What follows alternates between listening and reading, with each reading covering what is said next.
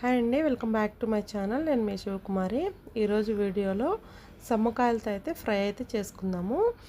ఇవి రేర్గా దొరుకుతాయండి, ఇదివరకులాగా ఎక్కువగా రావట్లేదు అనమాట. ఇవి తీగ జాతికి చెందినవి. బీన్స్, చిక్కుడుకాయలు ఎలా ఉంటాయో అలానే కొంచెం పెద్ద సైజులో ఉంటాయి. అంత 90s కిడ్స్కి అయితే తెలిసే ఉంటుంది. సమ్మకాయలు కర్రీ, దీన్ని మసాలా వేసి వండుకోవచ్చు, ఫ్రై లాగా చేసుకోవచ్చు, పాలు పోసి ఎగరేసుకోవచ్చు, అలా చాలా విధాలుగా వండుకోవచ్చు అనమాట. నేనైతే ఫ్రై చేశానండి, చాలా అంటే చాలా టేస్టీగా ఉంది. చూడండి, నేను ఒక పావు కేజీ వరకు సమ్మకాయలు తీసుకుని ఇలా ఉంటాయండి. సమ్మకాయలు ఇలా బద్దలాగా బారుగా ఉంటాయి అన్నమాట. ఇవి లేతవి, చక్కగా మగ్గిపోతాయి. మనకి లేతవి ఫ్రైకి బాగుంటాయి, పాలు పోసి ఎగరేసుకున్నా బాగుంటాయి. ఇవి ముక్కలుగా కంటే ఇలా సన్నగా బారుగా కోయాలన్నమాట. ఇలా కట్ చేసుకుని కడిగి పక్కన పెట్టేసుకోండి నీట్గా ముక్కలన్నీ.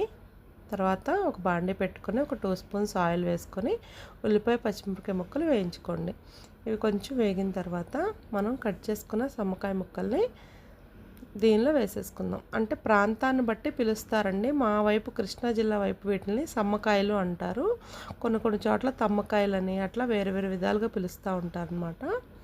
ఇవి ఇలా చిన్న ముక్కలుగా కట్ చేసుకున్నాం కదా, ఇవి ఇప్పుడు ఉల్లిపాయ ముక్కల్లో యాడ్ చేసేసుకుందాము. ఇవి మొత్తం వేగిపోవాలి. ఇది మొత్తం సిమ్లోనే వండుకోవాలండి, హై ఫ్లేమ్లో అయితే మాడిపోతాయి, ఇవి మగ్గవు. ఇది కొంచెం హార్డ్ ఉంటాయి కాబట్టి కొంచెం సిమ్లో పెట్టుకొని మూత పెట్టుకొని మగ్గించుకోవాలి. ఫ్రైకైనా ఇలా మూత పెట్టుకోవాల్సిందే, అప్పుడు కొంచెం మనకి సాఫ్ట్గా మెత్తగా అయిపోతాయి. ఎక్కువసేపు ఏం పట్టదండి, జస్ట్ మనకి 15 to 20 మినిట్స్లో అయితే ఫ్రై అయితే రెడీ అయిపోతుంది. కొంచెం సాల్ట్, పసుపు వేసుకొని మగ్గనివ్వండి. కొంచెం మగ్గిన తర్వాత మూత పెట్టేసుకొని మధ్య మధ్యలో తిప్పుకుంటూ ఉండండి.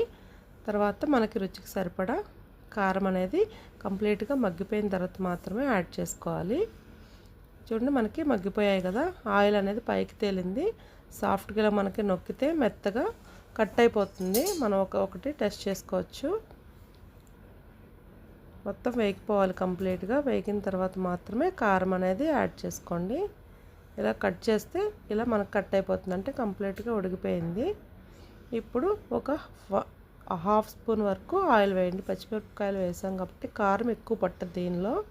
జస్ట్ ఒక 1/2 స్పూన్ వరకు కారం వేసుకొని, కారం కూడా వేగిపోయిన తర్వాత కర్రీలో కలిసిన తర్వాత ఎండు కొబ్బరి వేయండి.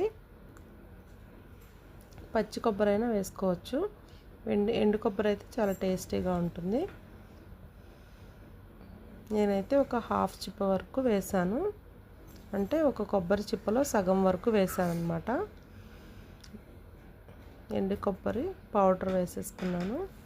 మొత్తం వేగిన తర్వాత జస్ట్ కొబ్బరి వేసిన తర్వాత ఒక 5 మినిట్స్లో దింపేసుకోలేదంటే కొబ్బరి అనేది మాడిపోతుంది, చేదొచ్చేస్తుంది.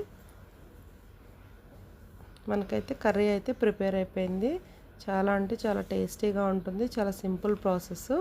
ఇది రిచ్ ఫైబరు, ప్రోటీన్స్ అన్నీ ఉంటాయండి. ఇది మనకి హెల్త్కి కూడా చాలా మంచిది. డైజెషన్ ప్రాబ్లం ఉన్నవాళ్ళు చక్కగా ఇది తీసుకుంటే దీనిలో పీచు పదార్థం ఉంటుంది ఎక్కువ. సో మనకి హెల్త్కి మంచిది కాబట్టి ఒకసారి మీరు కూడా ట్రై చేయండి.